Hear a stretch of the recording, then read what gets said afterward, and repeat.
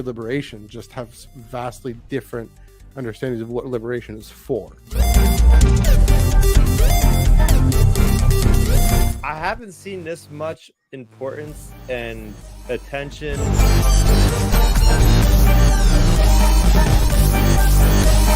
The story itself is a really wonderful, really great setup. Tractor beam has been engaged. Hello, everyone. Welcome back to the Tractor Beam Comics Reviews, your one-stop shop for in-depth commentary and discussion on, well, it would be last week's comic book. Yeah. Last week's Star Wars comic, because there wasn't any this week. But that's okay. It is Wednesday, February 25th, 2026. It's the 8th week of comics in 2026. Again, there were no Star Wars books last week, or this week, but there was one last week. We'll get into that, as well as the whole of Alex Segure's Star Wars 2025 run, right just in a little bit. I'm Matthew. I'm here in Toronto. That's Chris down in Underworld, New Jersey. How's it going, Chris? It's going well here in Hoth. Yeah. It's like the joke we play on my Outer Rim Transmission podcast. Like we just somehow just talk about weather now lately. Oh, yeah. First 5 minutes of every podcast. Oh, it's sub-zero temperatures. Oh, we got 2 feet of snow. It's like, all right, that's just the reality we're living in anymore. So don't mean to have that same old boring spiel, but yeah, there it goes again. See, when you say sub-zero temperatures, I get surprised because I know what sub-zero means. It means something different for me than it does for you. Yeah. For me, it means, okay, I got to put on a coat. For you, it means got to stay inside. There we go. For Joel, it means hell would have frozen over, but just sub-zero in California. Anyways, we digress. Yes, it is winter. It's February. What do you want?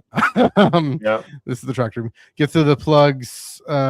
Pick those up at the end as well. You can follow us on Blue Sky at the tractorbeam.bisky.social, and for Twitter, Instagram, Threads, etc. Check out at the SWU. Check out those. All those things. Of course, the SWU is also on Blue Sky if you want to expand your horizons there. Also, everything Chris is up to at Star Raptor, STARRAPTER. That's primarily YouTube and Twitter. So check that out there. Again, we'll pick these up at the end. If audio is more your speed, then when this podcast is done, when we're done recording, I'll throw this up onto Spotify and Apple. So be sure to check out the Tractor Beam Star Wars Comics Reviews. That's what it's called on audio, Spotify and Apple. So please do check that out. And last but not least, we are on the Star Wars Underworld podcast network here on the Underworld network, and here on the Underworld YouTube channel, we have YouTube memberships and we got super chats. So if you're tuning in live, comment down below. We'll get to your comment when we can. And then if you super chat us, I haven't done this in a bit. I did it on Monday, but I'm doing it a bit now. If you super chat us, we will get to your comment immediately. We're grateful for any support you can provide to the channel and the network.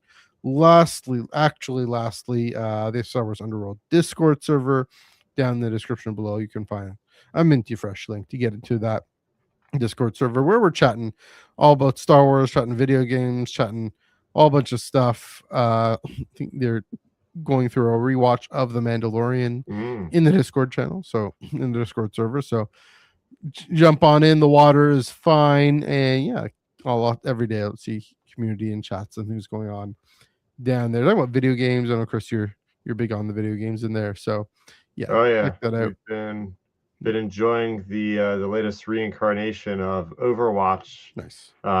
Me, Joel, Ben, Jeff. We had we had a good old time. We had a pre-made 5-man. Jesse was in there one day. So I'll be playing that tonight right after this. So I'm kind of hooked on that game again. So there we go. Yeah, there we go. We can play games with us every other Friday. And as you can hear, there's a good crew that's in there, and they're all kind and welcoming people. So feel free to join in. All right, let's get to this. Let's dive in. Came out last week. It's finally over. Star Wars number 10, written by Alex Segura, art by Luke Ross. Get the actual issue. Colors by Chris Sotomayor, letters by VC's Clayton Coles, and this cover, of course, by Noto. There we go. The final confrontation. As the fate of the Fenrir sector and the galaxy hangs in the balance, Luke Skywalker, Han Solo, Rynn Zenat, and the Nagai must face off Reyna Oskure and her twisted followers. Will Oscure's deadly powers destroy one of the heroes forever? The New Republic forces stand on the brink of war. Will the brief peace be lost forever? All right, so I'm gonna go do my thing of saying what I actually liked about this issue. It was as a single issue of a comic book, it wasn't bad. Some moments I can quibble with, but at least I'll my take. I definitely the highlight of Jesrit rallying the Nagai, including the Zentark, saying, these are your people, this is your home. That I thought was well earned. No, I'd read the whole run again. I reread it the last few days, and so you can kind of track how a bunch of these Xantarks, some others, the folks on Oscure's side start to get disaffected and start to get buyer's remorse. Interesting political comment. But to say, hey, wait a minute, these are our people. This is our home. She promised us wealth. She promised us power, and all it ends up with is ruining our home. And Jesrit is able to rally them, and we really see Luke, especially Luke, and also Han and Beilert and Rynn supporting that movement. Just a real putting their credits where their mouth is in terms of saying they're not there to be the Empire again.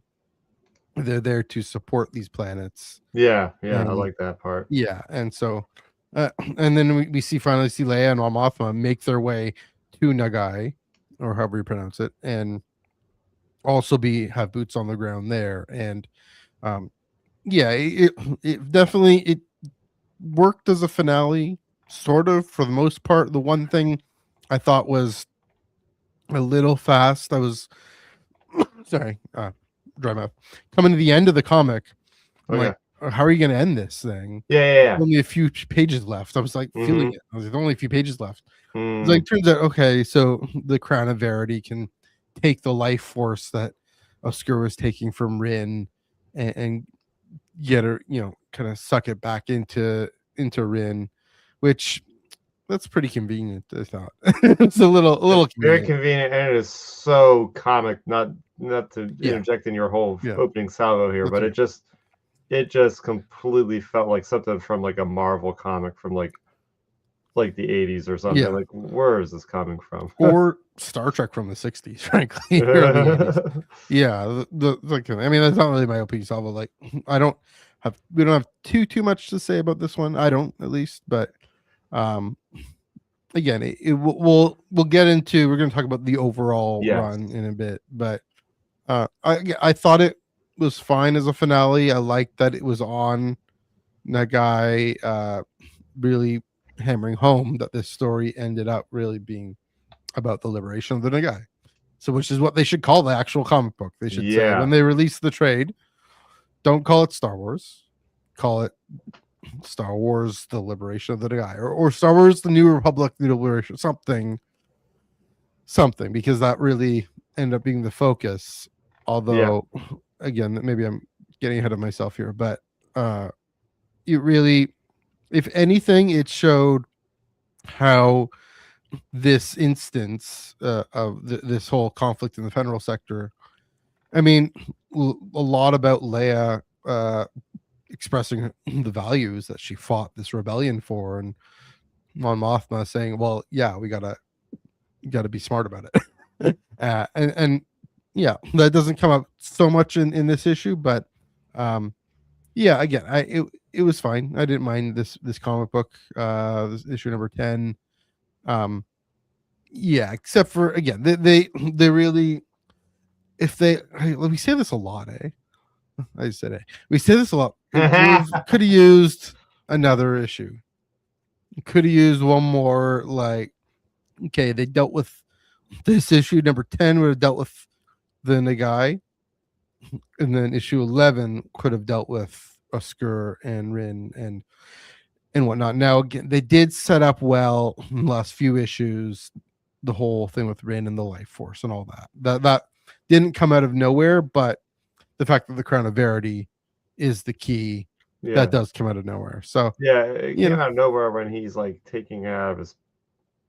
They bring it with them for no reason. Like what? Like it just, you had this thing on you the whole time. Like really? You're going to the battle with this thing on you? What's going on here? It's like a video game. Yeah, basically we're just gonna pull this out of my butt. They're just gonna put it on your head, and then that's how we're gonna end the witch. Yeah. Anyway, so those are my thoughts. I don't have an opening salvo. I'm sure what you say, I'll probably have response and reply to it. But what were your thoughts on issue number 10 specifically? And as a finale. I'll start with the good here. I like the conclusion of what they dealt with the Nagai and the New Republic dealing with these people that had a very strong independence about them, and they're not forcing their government down their throat saying you must join us now. I like how Leia and Mon Mothma were like, no, we'll help you, but you guys, you don't owe us. Like essentially like, oh, you're gonna retain your identity as that one guy that passed away on Bespin wanted. Garlev? Garlev, yeah. Garlev was your fearless leader. He wanted you guys to be a strong, independent state. We're going to allow you guys to do that. So it's good. It was a good representation of like, hey, the New Republic, and you were mentioning as well as like the peace, and are we going to continue like reigning like the Empire was with Leia? Like, no, this is showing the galaxy that the New Republic can be welcoming. They can have open arms. They can, kind of stand aside and let you do your thing if you're civil. So it shows like their best foot forward, which in a nutshell, I understand why they would call this the New Republic now, because looking at this as the macro sense of all 10 issues, and I don't want to spend too much time on this because I know I'm going to just talk about this single issue, but it shows like, the New Republic's first crack at welcoming like a new sector into their government with people that aren't exactly happy with it, aka the Federal Consortium. Yeah. But getting into the actual issue itself, I think it moved pretty quick. I like that part with Leia, and it was funny because we always talk about how much of the Leia stuff we want to see more of. Yeah. And I think there's some pretty profound stuff that Alex Segura was starting to plant the seeds of, and it's just a shame he can't get another 10 issues and have more of a focus on her. The rest of it was a lot of action, and so much action that it almost felt like we were saying like, okay, some of this stuff came out of nowhere because they're barreling through the conclusion, so they have to kind of just wrap things up. I'm getting to the end there. There's Beilert Valence who's hugging somebody. I don't even know who that was. Maybe you could help me understand, because at no point was there a female, in the vicinity of Beilert Valence throughout the run of these comics that I could understand who it could be, unless it's the character from the end of Bounty Hunters. I was like, oh, is that what's her name? You can't see. Where is this at the very last page? The last page, there's Beilert Valence, and he's talking to another guy. Oh, it's a guy. It could be the Garlev's daughter. Wait, Jesrit? No, Jesrit was Garlev's protege. Okay. Mon Mothma was talking to Jesrit. That's right. Yeah. It looks like Garlev's daughter. I forget her name. Oh, okay. Yeah. Yeah, that's what I mean. It's like you turn a page and it's over, right? Yeah. There's not a lot of like falling action in this one at all. Yeah. There was really no falling action, which hurts it a little bit in my eyes as a last issue. Well, I guess I'm already on the negatives here. Yeah, why not? Can you tell I haven't had many positives to say about this one? Okay. Yeah, Unfortunately, I want every comic to be great. Obviously, we're here on a podcast. We would love everything to really make it a home run, a slam dunk, whatever you want to call it. But you open up with this issue, and it's the problem I had with the last issue. It's like, can you explain better why they're in peril? Why is this planet going to suddenly explode? How many battles? I mean, you look at the Battle of Coruscant. You look at the Battle of Endor. How many capital ships? The Battle of Jakku. There's an even better explanation. And Alex Segura wrote about the Battle of Jakku. Why would a bunch of wreckage from Star Destroyers like cause a planet to explode? I just that need to be explained more, because her doomsday scenario, Reyna Oskure's, was, oh, I guess like if my capital ship explodes in the middle of my fleet, the wreckage will rain down on the planet and destroy the planet. I just feel like it was such a weak kind of explanation of how this could potentially destroy Nagai, because that can't happen based on what we've seen in other Star Wars movies and media. So that's where I'm like, huh? I mean, the whole Death Star. Yeah, like that thing explodes Endor right next to Endor, and there's like no fallout. So that's the thing, is like a lot of this stuff needed another pass. I think with the editing department and the story group might have been able to step in there, go, okay, well, maybe the city that they have can be completely destroyed, but not the entire planet. So that kind of left and that's the thing, like I never felt that much stakes in this story. And here we go. I keep talking about the macro and not the micro as far as the singlish. Well, if you have any more thoughts on issue number 10, unfortunately, I do not. So I guess it's like, all right, yeah. If I have more of them, I'll call it out as we explain. The one thing I will say though is at the end of issue 9, I didn't even think about the whole thing about debris crashing down. I thought she had some other doomsday thing planted in the planet or something. It's funny because like they're running around, they're like dodging the debris, and then Luke or Han or somebody says like, oh, I guess her plan didn't go according to what she thought or something. Yeah, didn't have the damage she thought. It was like a very flippant kind of like, you could tell like unfortunately he ran out of time to like tell this part of the story. So it's like, oh, we'll just kind of like deal with it really quick and get to the next plot line. And that's what happens when you're cut short. Yeah. Maybe Reyna is not as smart as she thinks she is. I don't know if that's true. So sorry, go ahead. Keep going. I just want to make sure I called out every single thing. Yeah. And at the end of the issue, we'll talk about this. This might factor into more things. Yeah. More to it says like the end. Yeah. For now. But I feel like every single Star Wars ongoing series in the last year has all said that at the end. Like, did Jedi Knights ever just say the end, or did it also say like maybe? I think more? so, and then obviously, Legacy of Vader definitely says the end of the beginning or something. Yeah. I mean, that's because Charles has a plan and probably has a contract. Yeah, we keep getting these kind of vague, it's the end, but not really kind of things for all these comics where they're just kind of left up in the open, and that's been our big complaint for the last at least 6 months now, that we knew this was coming to an end now. But yeah, I mean, we could open up now to the rest of the entire run. Yeah, I mean, it's been our complaint for the last 2 years. Like a year and a half at least, right? Like, what's happening next? What's going on? Okay. Jakku. Okay. Alex Segura, Star Wars, ongoing. Yeah. So we were chatting a little bit about this before before we hit live. Yep. And it's like for those who know how I know me, I tend to take a very appreciative inquiry type of approach to storytelling, to especially to Star Wars, but whatnot. I'm a corporate shill. No, I'm not. But I will say the most scathing critique I could give to a comic book or to a story is it was fine. And Star Wars 2025, it was fine. It was okay. I'll say the experience of reading it reading it in one go, like I do wonder if the trade will do better. At the very least, reading issues 1 to 3. Well, 2 things stood out there. Yeah, a few things stood out.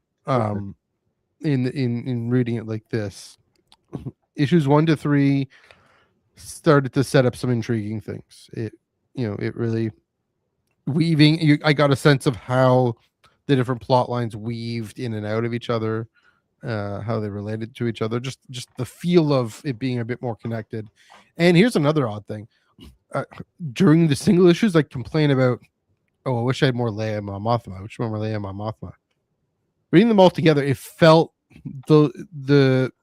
I felt the weight of those scenes more. They felt more significant. Leia and Mon Mothma felt like more of important characters. I mean, they are the most important. Well, no, it's hard to say they're the most important characters, but maybe because Leia is the one providing the commentary on what Luke and Han and Rynn and them are trying to do, and I didn't really catch that until that fact, at least until just recently, just the last few days.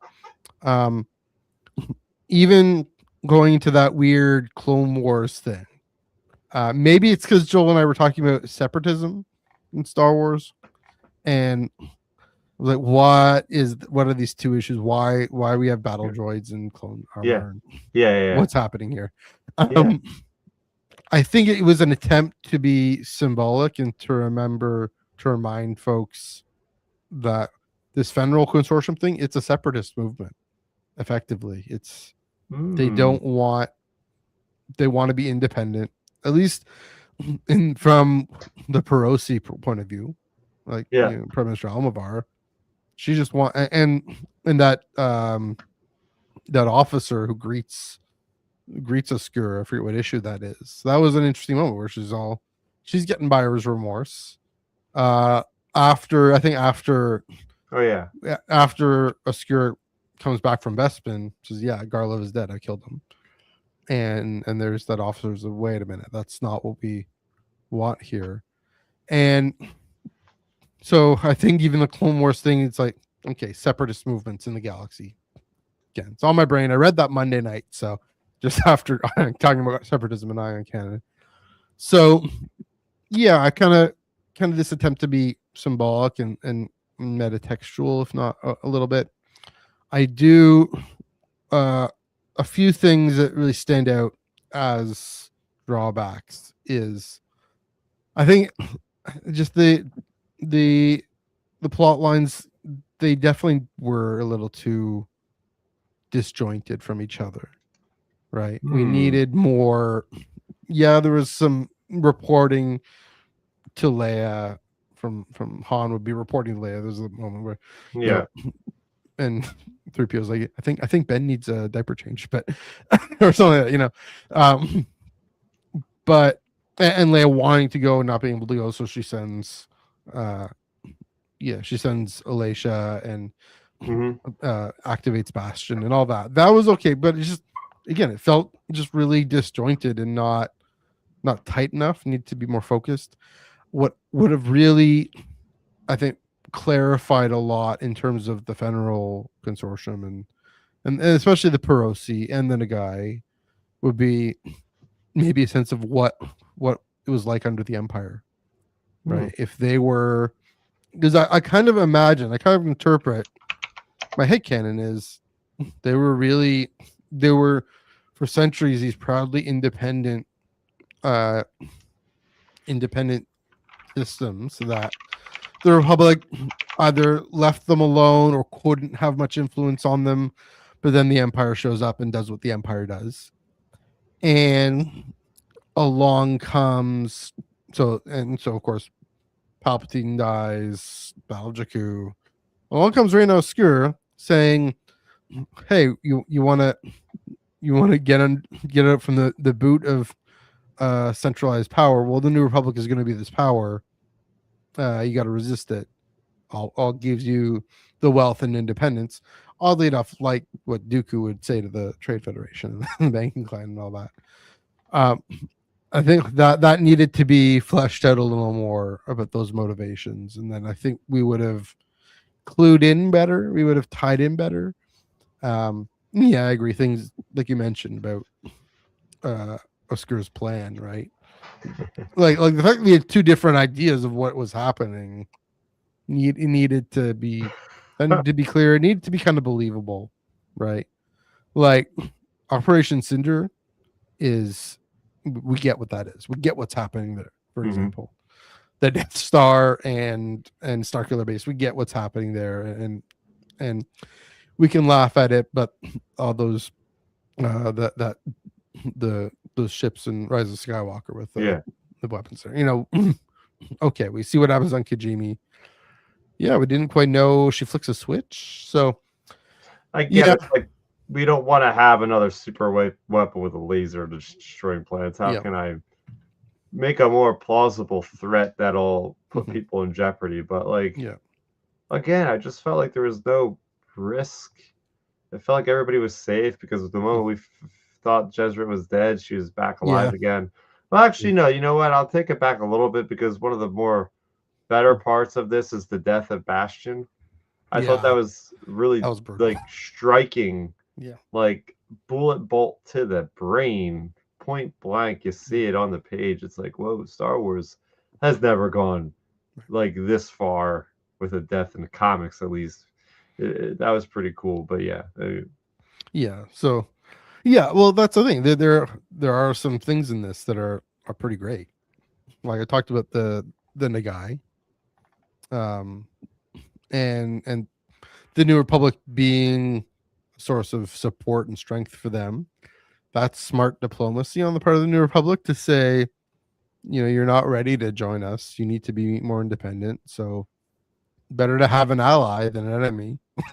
Right.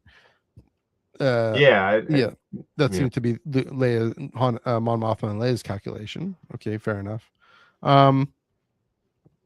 But it could have. So here's the thing. My kind of behind the scenes theory. I've mentioned this a little bit before. First of all, you said this ending was rushed. It needed to be.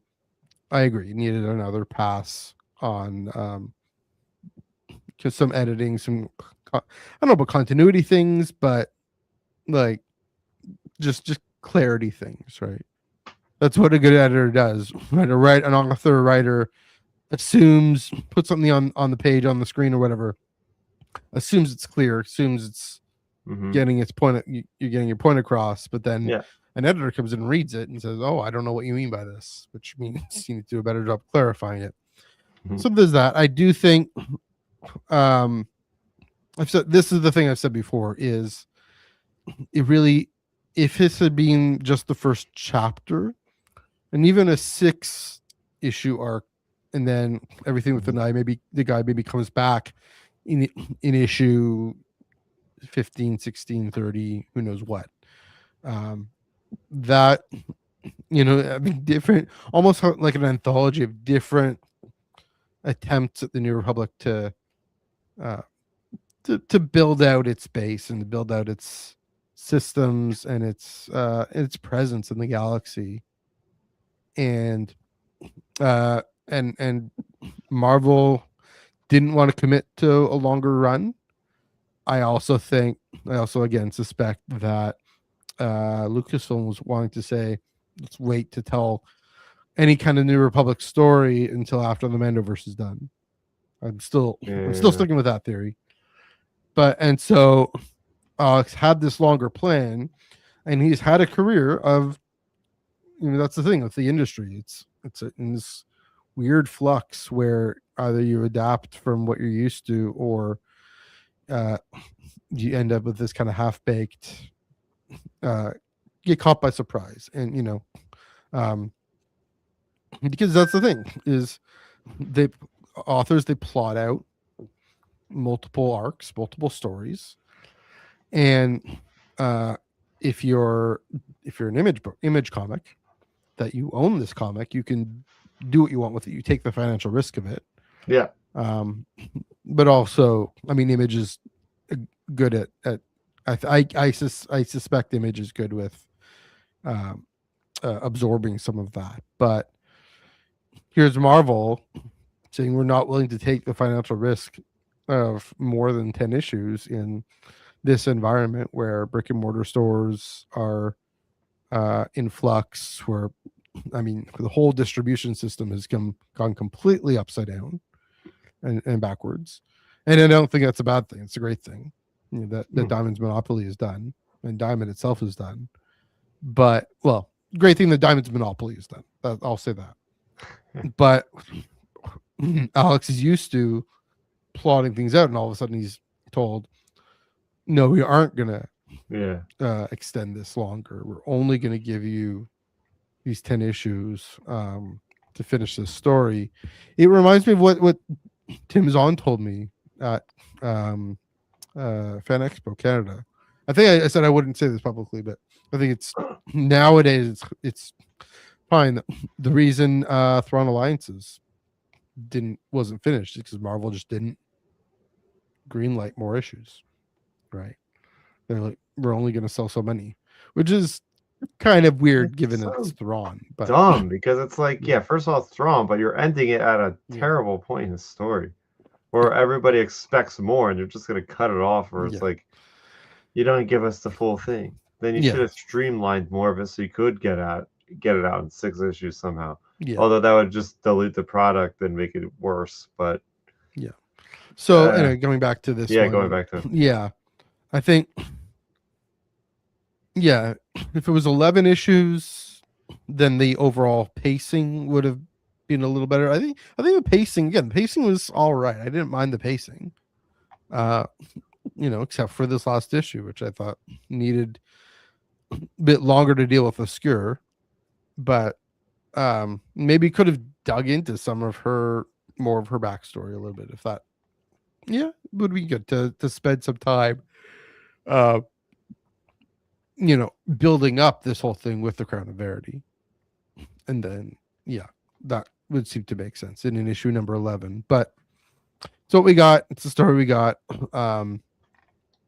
And we got the image of Luke, Han, and Beilert in phase 2 clone armor. So that's always a fun image. Luke with his lightsaber with phase 2 clone armor, and even that interesting image of Luke and Anakin jumping into a bunch of battle droids.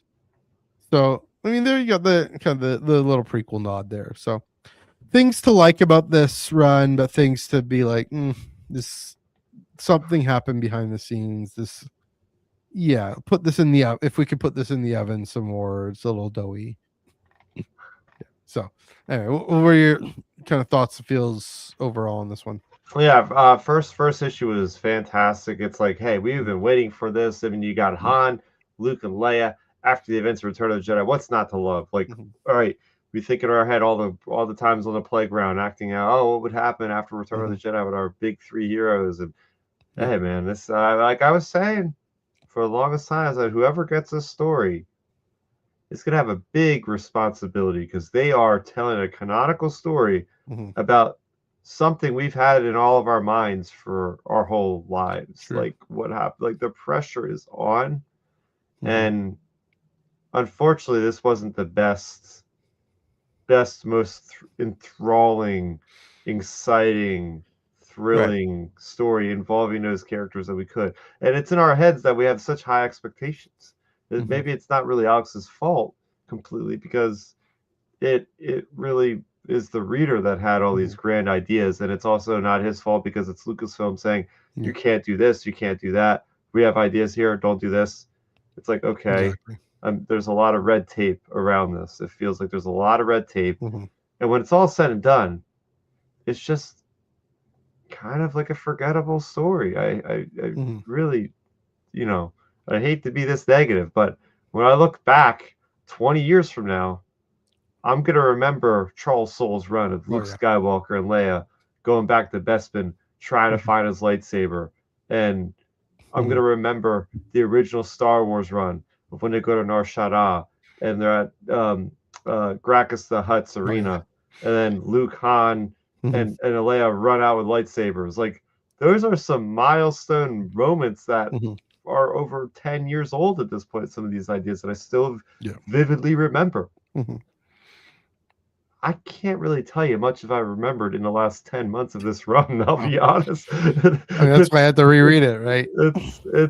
It's one of those situations where it's the hand holding by Lucasfilm, the non-committal response from Marvel going, we got to tighten the buckle around our waist here. We're starting to hit tougher times. So it's kind of an amalgamation of a lot of different unfortunate circumstances that left us here with this series where we're going, we don't even want to call this flagship anymore because it doesn't have the gravitas and the weight that would unfortunately deserve that kind of accolade in the title. And, you know, we got to also look at this, I guess, in a way of like, this is like part 2 of the post Return of the Jedi, because we did get Battle of Jakku, and I will say I enjoyed that more than this.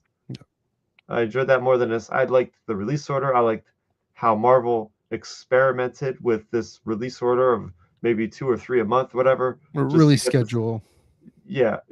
But it was like it felt like a tighter story too.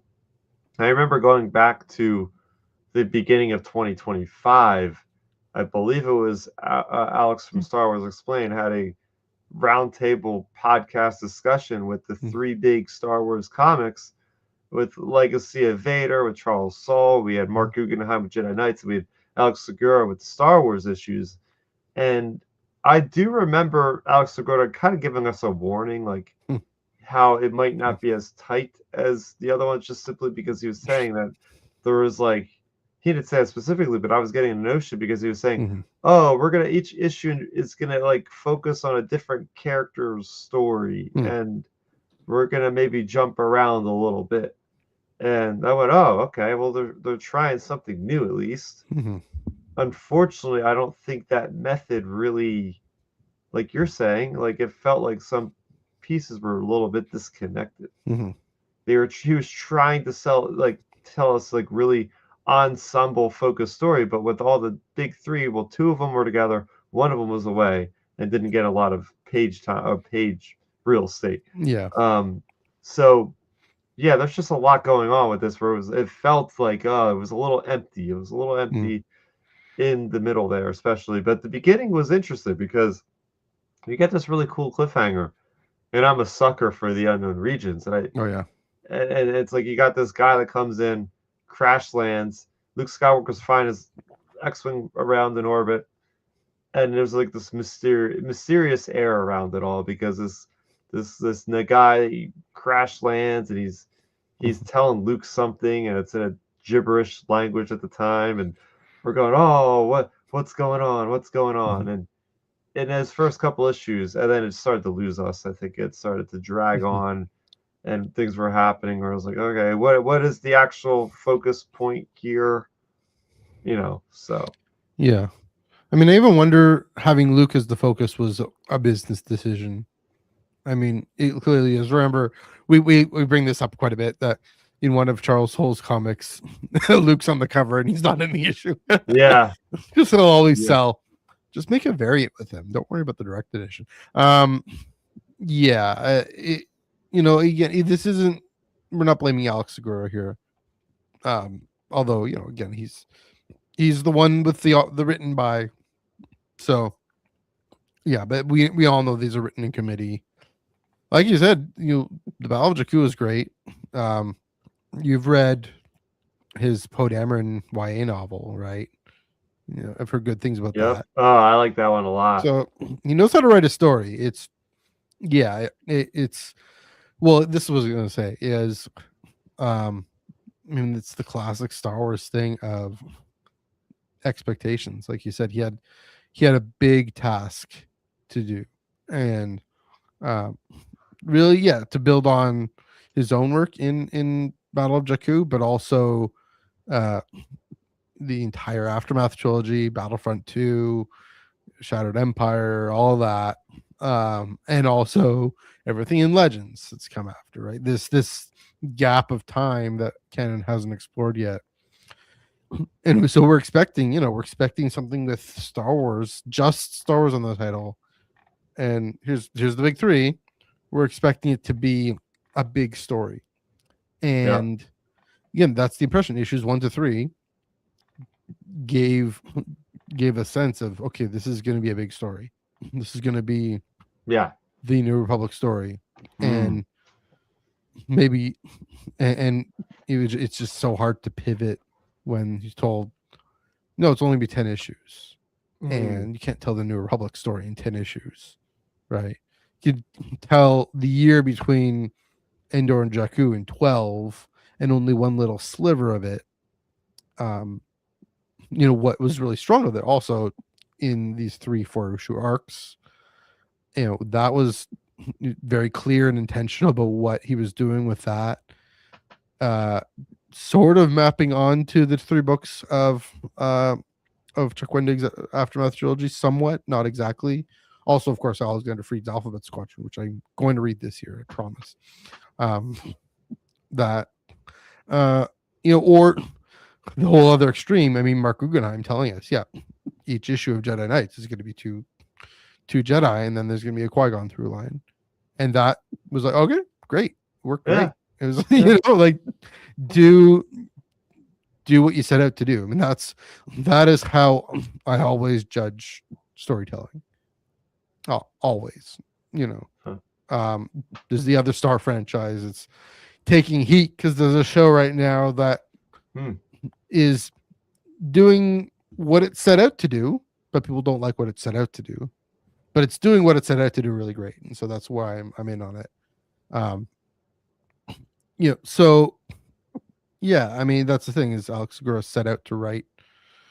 I think he could have. That's maybe the saddest thing about this is if Marvel was willing to say, hey, 25 issues, tell the story of the second year of this 1 year after, or whatever, 2-3 years after, and Lucasfilm said, yeah, do that. Weave in just the New Republic building it out, Luke building out his Jedi, Jedi Order, Han and Leia figuring out how to be a couple, how to be married with a kid. That's serious. One thing we got a minute of that. We got a very small glimpse of that. Yeah. We got a bit of Luke working out what it means to be a Jedi, not just after Order 66, but after the Empire. We did get a bit of that. That was pretty good. And saying to Reyna, the past is my future. The legacy of the Jedi. Things that, of course, he gets soured on and gives up on and goes to Octo about, which, I love that story too. But yeah, there could have been so much more here that, Alex Segura, he's a pro. He's taking it on the chin. Maybe, yeah. Hopefully this for now, to see what kind of things they have in a few years. Yeah, when they're able to really tell the story. I mean, I don't know if we'll see. I don't know any of the inside story here, what happened with anything here, but if I were to expect what would happen, I'd be like, if I were Alex, I probably wouldn't work on Star Wars again after this, because I'd be pretty burned if I had this grand scope story and then Marvel just goes, nope, we're not doing that. And by the way, you got to find out how to finish this. I'd be pretty turned off after that. Yeah. So I think they're just putting for now for like the next writer to pick it up, because obviously there's going to be eventually Star Wars stories in that era. It's just a matter of when, not if. Yeah. Oh, sure. Again, it's this unexplored thing. It's something I've called for. Give me the New Republic story. Yes. We don't, even in the Mandoverse, we don't get much of it yet. And we get for down the line. Yeah. We'll get more in Ahsoka. We'll get more in Mandalorian and Grogu. We'll get more in probably Heir to the Empire, or whatever it's called. But then that'll be it. And we don't have then, but that's the thing, is then once all that's set on screen, then paper can go back in and say, okay, well, how do we get to that point? But yeah, they could have, this could, there was still room to work in this. There's still room to work in this. They could have taken, baby steps and eventually get to the point in the year 20. I mean, let's look at it. It took how long to go between Empire, Return of the Jedi? It was like 5 years. The Hensicle. Yeah. The Hensicle. Yeah. was great. So they could have technically brought this to like 2030, and as we know from the reports of the trades and all, like there might be the new trilogy out by like 2030, 2031. So by the time Lucasfilm has its Sauron-like gaze at the post Rise of Skywalker, they'll have moved on from this era. Then they'll probably say, yeah, go ahead, knock yourself out, Mandalorian, it's all done. We got The Force Awakens. We have, you know, the Return of the Jedi. Just create new stories because we're never going to tell them again. Yeah. You know, and it's on-screen format. So just go crazy. Yeah. So that's another thing to say is the timing of this probably wasn't the best. Yeah, they were a little gun shy. They were like, oh, let's try this because like people want it. And then they're like, wait a minute.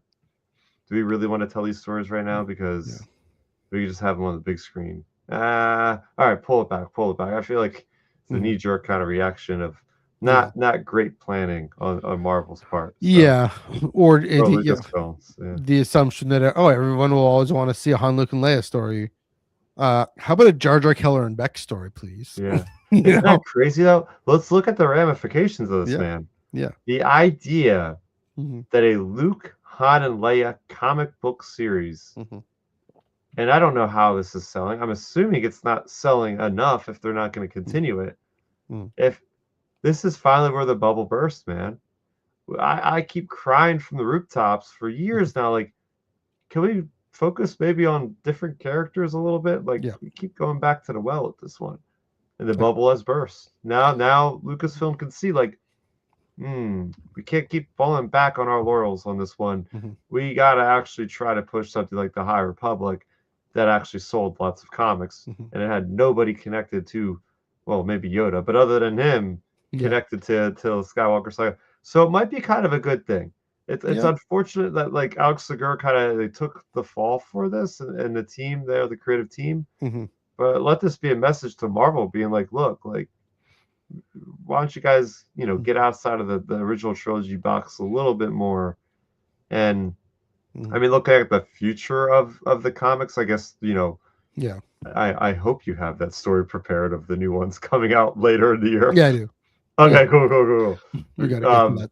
We'll get to that, and I have more things to say when we get to that point. But I think I don't even know where I'm going with this point. Well, your point is, look, of the 3 somewhat longer, medium-length comics that came out in 2025 and into 2026.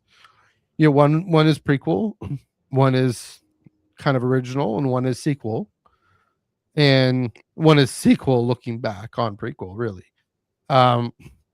Which one's from a storytelling perspective?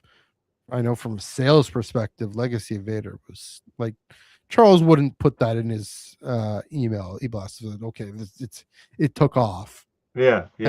And Jedi Knights was a really, really successful, really well put together anthology with some really great creative ideas. And then here we have old, tired original trilogy. I mean, I've been saying this at my saltiest. I've been saying this for about 10 years now. I got this t-shirt, but come on, the original trilogy is boring. It's not. I'm being silly, but that's a great point, Chris. Like, the bubble was burst. The folks who are into Star Wars, new Star Wars fans, it's not the Luke, Han, Leia generation. It is the Jar Jar generation. Crazy enough, right? It is the and it's the Reylo generation. I don't want to call them that, but so that is a great point. That is kind of the silver lining, or not just the silver lining. The hopeful point is, okay, here are the hard numbers for Marvel to say, and Lucasfilm to say, okay, time to go in a different direction. Speaking of Marvel, speaking of different directions, slightly, it's still original trilogy-ish, but very clear in what it's setting out to do. We got some news. This came out last week. Splash Page guys, a bunch of others post about it, but we're talking about it tonight. Gizmodo IO9 with the reveal that Marvel will celebrate the 10th anniversary of Rogue One. This is Vader's castle. I don't know how well you can see it. With a set of 5 one-shots that, here's the quote, take place just before the events of the movie. And I'll go through them all with some familiar names. The obvious one, Cassian Andor, number 1. Cassian Andor one-shot. This will be written by Benjamin Percy, who did the Boba Fett Black, White, and Red, I believe. Is that right? I think so. Art by Luke Ross. Cover by David Marquez and variant by Jose Maria Casanovas. And that's on sale May 6th. So we have a few months to look forward to that. And it's talking about how the artist says that's the thin sliver of the blink you'll miss it moment between it's literally like the probably the half hour between Andor season 2 and when we see him on Rogue One, because it's him landing on Kafrene and making his way through Kafrene, the ring of Kafrene, and just the kind of the adventure, probably avoiding detection. It's probably going to be this one of these kind of got to avoid the Empire here. So that's the Cassian story. The Jin story written by our guy Ethan Sachs, art by another guy Ramon Rosanas, covered by David Marquez. It's coming out June 3rd.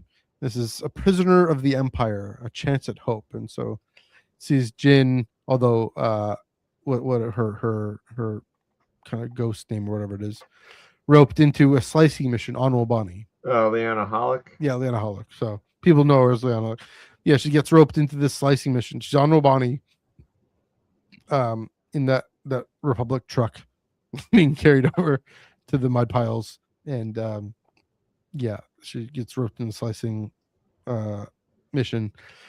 Saw Gerrera number 1, written by Mark Bernardin, art by Gabriel Guzman, covered by David Marquez as well. Seems like he's doing all the main covers here. This is July. Witness this one. Oh my goodness. Witness the act of rebellion that was too much for the act of revolution that was too much for the rebellion, and it's Saw infiltrating the Empire for some intel. We don't quite know when that is. Sheridan Bays, written by Stephanie Phillips, art by Kieran McCowan. Again, covered by David Marquez. He does all the covers, also the next one. So it's coming out in August.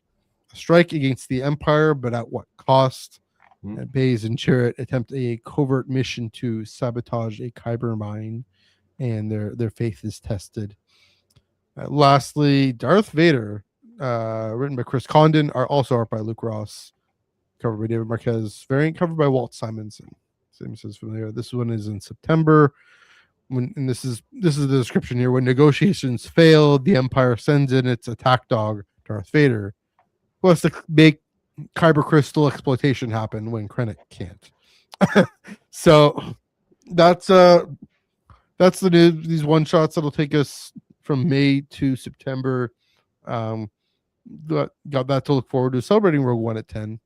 So Chris, you said you had a bunch to say about this one, so I'll throw it to you.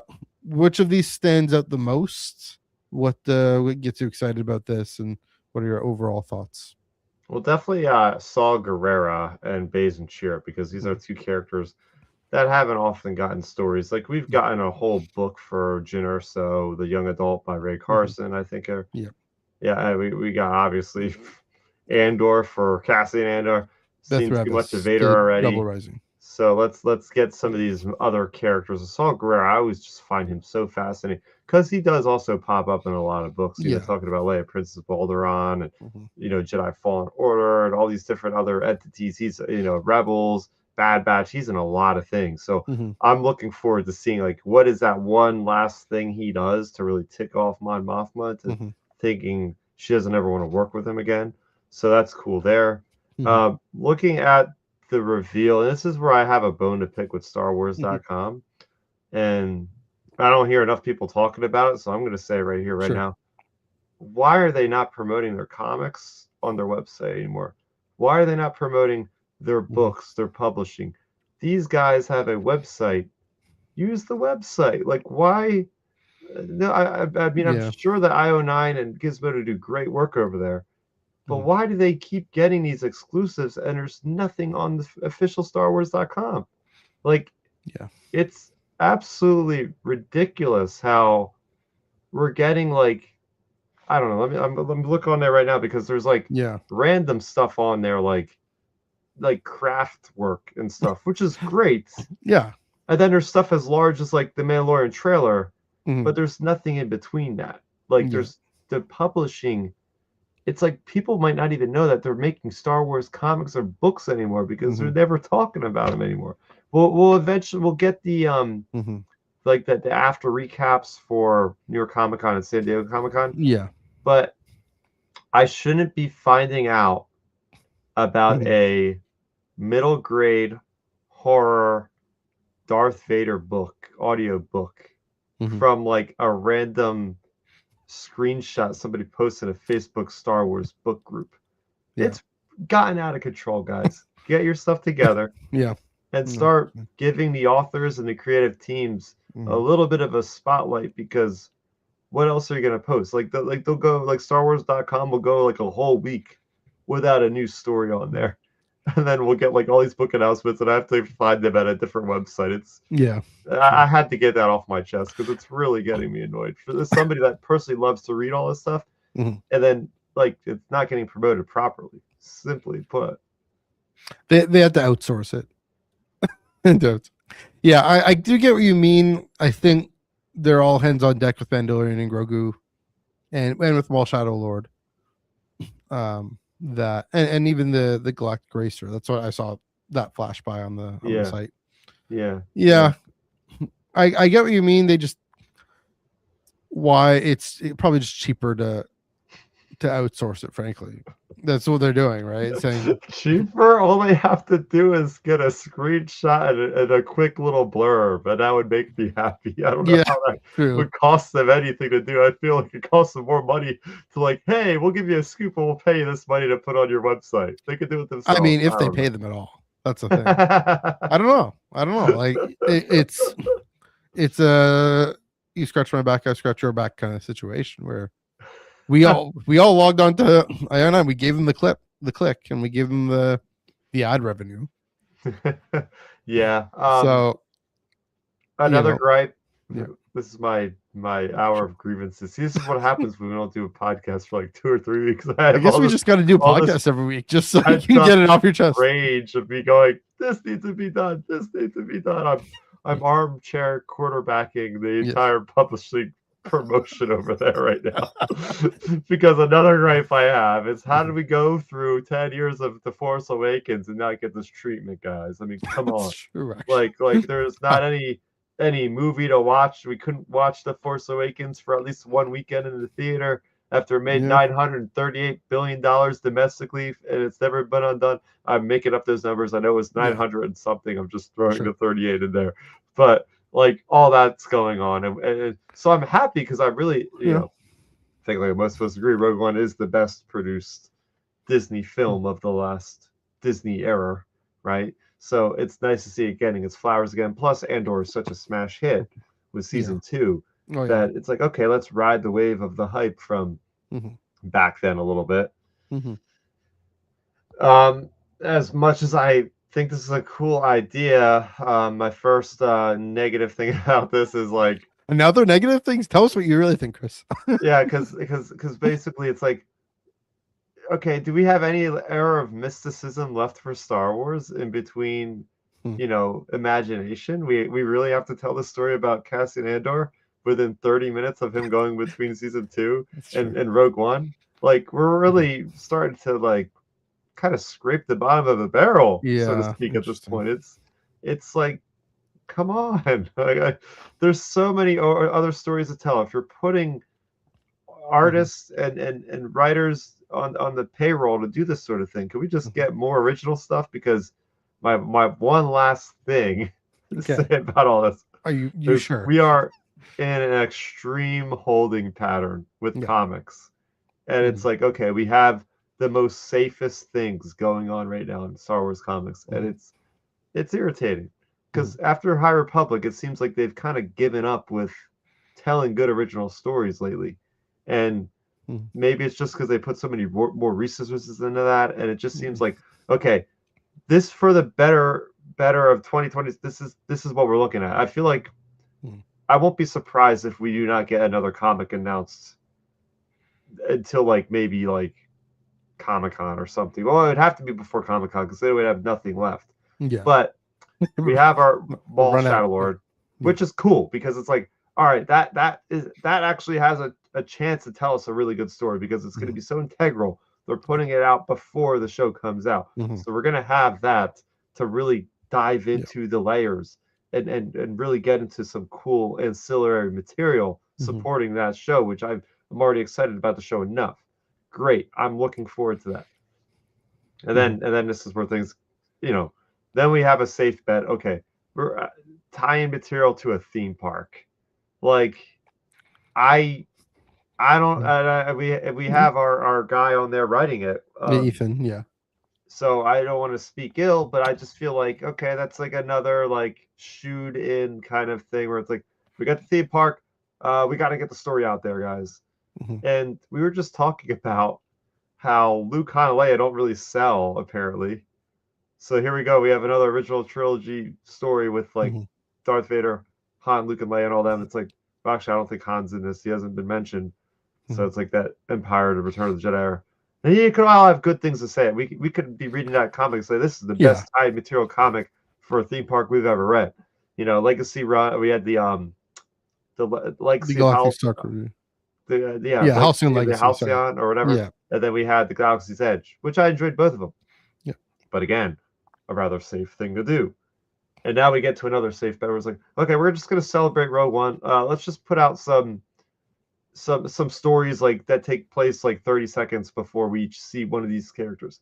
Again, a relatively kind of safe thing that is skirting the edge of something that's already been made. And that's my point about all this is like, I'm looking at 2026, the output of the comics. It seems like we're getting a lot of gaps in between weeks here and this and that. I was just really, as cool as the Rogue One thing is, I was really hoping for something different. And don't forget Mandalorian and Grogu. How much money do you want to bet that we get an announcement, a 5 comic book run adaptation of Mandalorian and Grogu, and we know exactly how that's going to go because it's going to be literally the same thing we've seen on the screen with nothing new added in between the lines. So if I'm looking at the year of 2026 of Star Wars comics, it's just looking very low for me right now. And Maul Shadow Lord is probably like the one saving grace or the comic, whatever it's called, Shadow of Maul, whatever it's called. Shadow of Maul, yeah.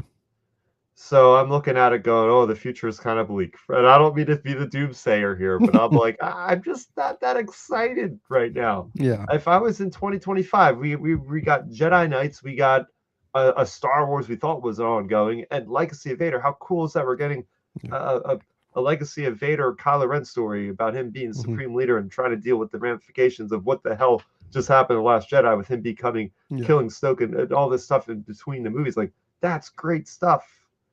And I just have to compare it to last year, and I'm like, oof, like this is just saying something. A bit of a letdown for me. And I had to, just had to put it out there. That's the end of my crazy. You done? You done? I think I'm finally done. I had to get it all. Okay, good. You know who needs? I'm sure Chris Condon's going to do a great job, but you know who needs another story? Darth Vader. Oh my gosh! No, that's going to be interesting. I mean, it's going to be a Vader Krennic thing, which is, here's the thing. I agree with what you're saying about the whole overall concept. These authors all have a good track record. I don't know. Yeah. You know, and especially the ones we know in Star Wars. I do think they're going to be set at different points. Yeah, the Ring of Kafrene. I mean, look, that one's the most that and the Vader one are the most transparent. Let's just sell a bunch of variants. But then you, like you mentioned, you have the Saw Gerrera one, and that one I read that. I'm like, whoa, we've been waiting for that since Mon Mothma's comment in Rogue One about not liking his methods and what happened there, right? So we're finally getting that story. So there's Mark Bernardin looking at a moment in the film and say, okay, let's doing what tie-in material does best is say, let's flesh that out. I do think with the Vader with Chris Condon, it's definitely fleshing out the trying not to choke on your aspirations. The way Vader undresses Krennic in the castle, which is the better Vader scene, frankly. I mean, the hallway is amazing, but I love the talking scene more.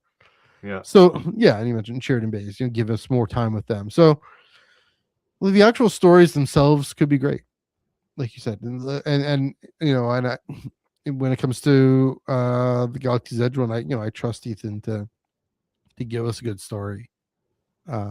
It's also a very clear pattern, clear formula of what to do with that, what to do with these. What it is exactly like what this is. It's the Return of the Jedi ones they did a few years ago, right? Just before. Yeah. But here it seems like they're maybe making a bigger deal of it, at least with the IO9 thing. Yeah, I'm looking forward. It's something at all, Yeah, it's also we don't forget we have we also have the Dark Horse books, including one that's coming out tomorrow or next week. So so those are doing, at least in terms of the actual stories, are doing pretty well. So about High Republic, we're actually gonna get something cool. Back to the High Republic. So that's the thing. It's just a lot less than we're used to. We're gonna have gaps in weeks in Tractor Beam because we'll try and find things to talk about. Like some of these runs, like the Rogue One, would be a good one to have during those busier times when we had like 5 or 6 runs, and that would be like an additive thing to be like, oh, we got this plus this week. I think it just feels bad just because it's like there's going to be like nothing else that we know of coming out at that point. I just feel like I have the feeling that like the overall what we've gotten so far, it's like maybe there might be only like 4 or 5 comics total the whole year. And I could be totally wrong of this, but if I'm measuring everything currently where I see it, that's what I'm thinking at the moment. So yeah, or again, at the very least, just a lot of these shorter books, kinds of things. So that I do think the one point you mentioned about the Mandalorian Grogu adaptation, film adaptations have been a little different, right? They've had the freedom because they don't have to stick with the episode per episode thing, which those show adaptations shouldn't have done. Really massively restricted what those authors could do. Yeah, but yeah, the author has as the whoever it is, if they do it, has the opportunity to say, okay, this is where I think makes sense. That's the thing, letting these authors use their experience. That's the theme of, even with Alex Segura wasn't allowed to use his experience and his talent in the Star Wars run. Yeah, I can see in a Jyn Erso one shot, I can see Ethan Sachs kicking butt and taking names with that, right? Like Jyn Erso hacking into Imperial facility on Wobani, right? So yeah, again, something at all, but I agree. It'd be nice if they were willing to risk on more, and hopefully one day Marvel will come back to that. But I think that's the end. I think that is what it is. Exactly what I was trying to beat around a bush with without spelling it. I was like, you're being very safe, and I think it's because of financial reasons. They're like, okay, we know these things are going to sell. This is going to lead into a comic book series. We're telling you, the anime series. We're telling you guys, this is essential reading. You're going to pick this one up. Yeah. Oh, you're going to the theme park. We're going to sell this on the shelves at every kiosk in the park. You're going to pick it up when you're there. You're going to have variant covers that are exclusive. You're going to buy for the park. And everybody loves Rogue One, and loves Andor. You're going to be picking these up as well. That's a pretty safe bet, And so we're not gonna be selling miniseries about just some glup shido character. Unfortunately, we're not gonna sell a lot of Quinlan Voss comics. As much as I would love it, a lot of people don't even know who the heck he is. Maybe they would. Maybe they actually would, but they won't try right now. They're at that point where they're not trying that kind of thing right now. No, I mean that again. Are they willing? Would Marvel be willing to release an original graphic novel straight up, like Dark Horse seem to have been willing to do? Like we know, I forget what it's called. This other publishing company that I think I still have here somewhere. The Mad Cat thing. Yeah, Mad Cat and them, like they're willing to do that. Yeah. So, but for adults, like release an adult graphic novel, which again the industry hasn't done, but maybe that's changing. the direction they're going to have to end up going in now. Yeah. You know, maybe they will just start having to do that rather than doing single issues. Yeah, and especially because they're with Penguin now. Penguin knows how to handle books. Yeah, they're a book publisher, you know, and knows how to distribute books. They're a book distributor. Like these books. I don't know if you can see any books here, but like the things with the prose that we read, you know, novels, etc. So yeah, hopefully that's they go in that direction. I do think also these 10-issue runs, this 5-issue anthology, those are kind of considered novellas a little bit, or we can, at least with the Star Wars. I mean, that's why I call it this episode this week on the Star Wars comic book show, because it was like a streaming series. And that's another part of my theory that I've said a bit is in a streaming era, they're going for just the way again, I've said this before and on canon, just the way a television show is now 8 episodes of streaming and really one continuous story. So when before it was 22 episodes of mostly standalone with a thin through line. Yeah. Now comics are just one arc, right? I mean, that's the thing with TV. It was multiple arcs a season, even going into the Rebels, right? These Rebels seasons 1 to 3 that time were that long. I think 4 was shorter, but that's just emblematic of the TV industry overall and the streaming industry. So the comic book industry, you know, following suit. And again, I'm not accusing Marvel of penny pinching here necessarily. I mean, they're fine. They're part of the Mouse House. You know, they're part of this multi-billion-dollar corporation, but they're also, I think, this caution. It seems to be more about, at least my hope. This is my hope, is that it's entirely just about waiting for the industry to settle down into more predictable patterns, because that's the thing is you can't greenlight something longer if you don't think, I mean, you don't think it's going to sell. I mean, that's the thing, like an issue, maybe here's what it is. It used to be that the drop off from issue in sales from issue number 1 to an issue number 11 wasn't so bad. And now the drop off is probably catastrophic. People just say, I you know, not just Star Wars fans, right? Maybe to your point about marketing, you know, Star Wars comics have always been this niche of a niche. Yeah. And so what do you do in your niche of a niche? You just do what you do best. Yeah. Do what's the strongest position. But yeah. I think what could have happened as well is like, again, the High Republic. I think a lot of people finished reading those comics and said, I got to take a break. My wallet needs a break. That's possible. I'm like kind of burnt out of like getting these things every other week. Yeah. And then I'm going to take a break. And I think that might have been what happened, because ever since the High Republic ended, it seems like things have been going towards like a downhill a little bit. Maybe you say Legacy of Vader is selling well, at least. Yeah. So that was a breakthrough, at least. I mean, so here's the thing: is it's this weird gamble in that. So the corporate mindset will say, the executives will say, yeah, let's do the movie tie-in that we're talking about. Let's do the theme park tie-in, and the TV show tie-in, because that's what's going to sell. Mm. And us fans are being us like the week to week do a Star Wars comics podcast. Fans are like, no, make the creative swings, take the big risks. Maybe that'll sell. And here's the thing: is we're not completely out to lunch, right? That something that can capture the spark of creativity, it's going to get buzz, it's going to get conversation.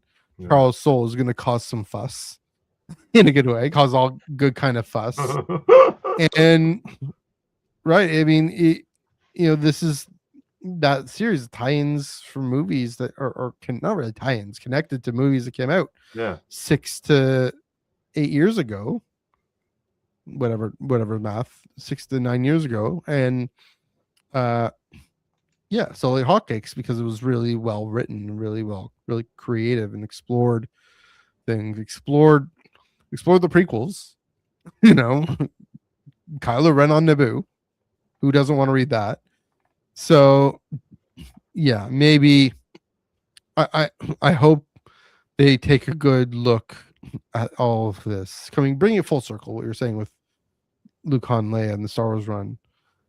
Take a good look and say, okay, what's the appetite? What's the actual, do market research, do interviews, do focus groups, all that. If Marvel was willing to pay up for that, Lucasfilm was willing to pay up for that, do this and say what's actually going to sell. I mean, I'm sure they do. I mean, anything corporate entertainment, whatever, has to do that kind of research, but actually do it and actually listen and actually get the right lessons. All of that being said, we're getting this 5-issue one-shot anthology, which is going to be kind of fun in the meantime. So that's what I'm expecting, is Mandalorian and Grogu miniseries. After that, I if they announce something else that's like so close to this to sort of release, I'll be fair. You'll hear me again go on this spiel, most likely. Well, at least we'll know. We'll know when it's coming. We'll be warning everybody. You gotta get ready for Chris to start crashing out on Star Wars comics again. So, anyways, I think we're good on that score. Yep. There we go. We got the bots in there commenting nothing.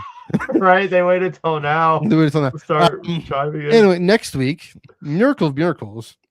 We have 2 shows in a row. Wow. Because we got Bad Batch Rogue Agents #2 and Shadow of Maul #1 coming out. And if I can get Insider, there's a short in Insider, the penultimate issue of Insider, may it rest in peace. So yeah, definitely. Yeah, I mean, obviously, Bad Batch Rogue Agents, Mike Morrissey knows. It'll be fun to go back into the heads of the voices of those characters again. But man, Shadow of Maul #1 gonna be, that's like the premise and everything of that. Just the way, again, connecting to the show, but in a meaningful way. Looking forward to getting our first taste of this show. So yeah, hope it sells well as well. It will. Yeah, pretty cool character. Episode 1. I mean, it's set after Revenge of the Sith, I know, but yeah. Anyway, what of these are you looking forward to? I mean, obviously Shadow of Maul, but I want to give props to Rogue Agents, because that's doing a storyline that I never got to see fulfilled, where it's like, okay, commandos versus commandos in Star Wars. I mean, what's not to love about that? I didn't get to see that in Bad Batch with them fighting against Delta Squad, Bad Batch. But hey, these guys are also new characters. I like that we're building out the clone battalions and the clone individuality, where like these guys are just so individual that they ended up leaving the Republic apparently. So like there's a lot of cool stuff to dig in there, but I am looking forward to Shadow of Maul because we know we're going to get that Brender Lawson, I think is his name, and Two Boots droid. So these seem to be the main characters of Maul's Shadow Lord series. So I'm looking forward to the world building, because I think one of the best things that the comics can do is really establish the locales and the culture and just the overall vibe and the tone. So getting to experience that a whole month before the show is kind of like a whetting our appetite, so to speak. It's going to be such a treat. And Yeah. I really just hope they nail it. Definitely, it's this nice special sneak peek for comic book readers, essentially, which is good. But also a story unto itself and hopefully a good tie-in. You think, just going back to the conversation, your comments about the Bad Batch make me think about how maybe the thing with Luke and Leia. I mean, the comic books, they're behind the times in the sense of in that screen stories have branched out massively. Yeah. And gotten the excitement and energy around all these different eras. And so that's where the appetite is, because of these shows, and in part, and people who want more in that time period or of these characters or whatnot. So it's still a safer bet, but it's a more creative, safer bet to say, let's branch out too.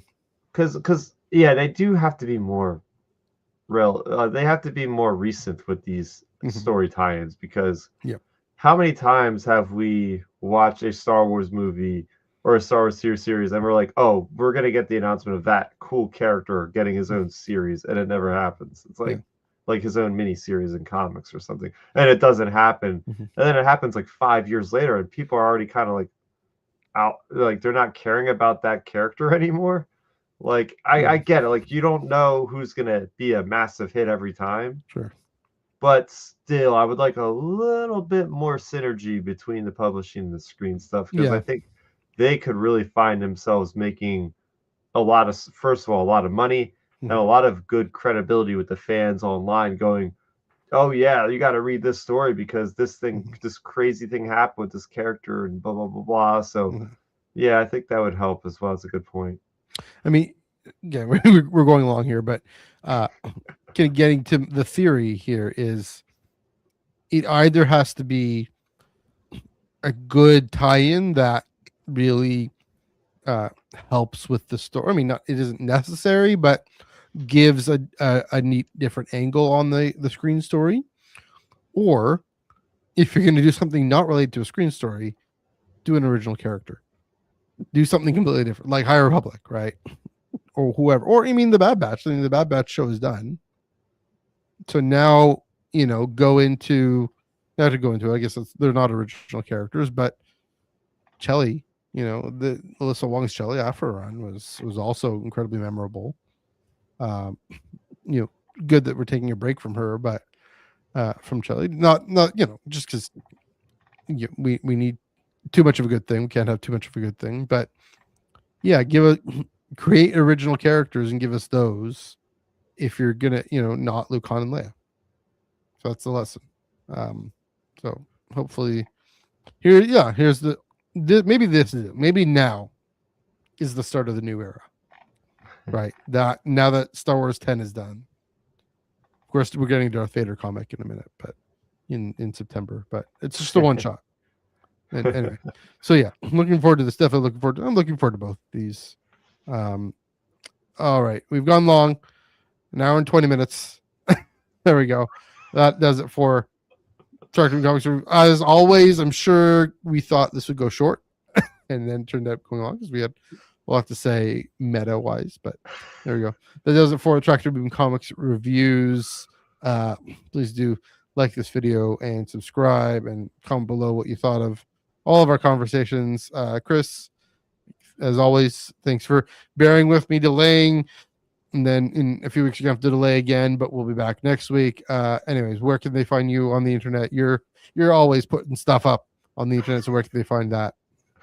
Oh, of course I am. I'm over on Twitter, twitter.com/StarRaptors. Are going to be my main social media handle over there. I'm talking video games. I'm talking, maybe movies, and of course Star Wars over there.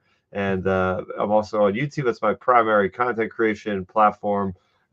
We have Outer Rim Transmission, the Star Wars podcast I do, of course, like every other Star Wars podcast. Last week we talked about the Mandalorian and Grogu trailer, broke that one down, and as good as details we possibly could. I'm actually excited about the movie now. I wasn't beforehand, so there you go. They did their job.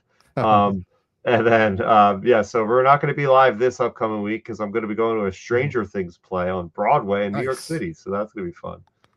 Wow, Stranger Things live play. That's cool. Yeah, apparently it's like the Harry Potter and the Cursed Child. It's Okay. it's no musical, which I do not like musicals, but hey, I can get on board like live action acting and all that good stuff on crazy stage work. So gonna be checking that out. So but yeah, I also have some really funny, kind of interesting gaming content on the channel. I put up. Nice. Okay, so real quick, I'll keep it short with this one. Okay. I was looking for inspiration of like this certain kind of video that I was doing for World of Warcraft, and I went back into the annals of my history on YouTube way back to 10 years ago.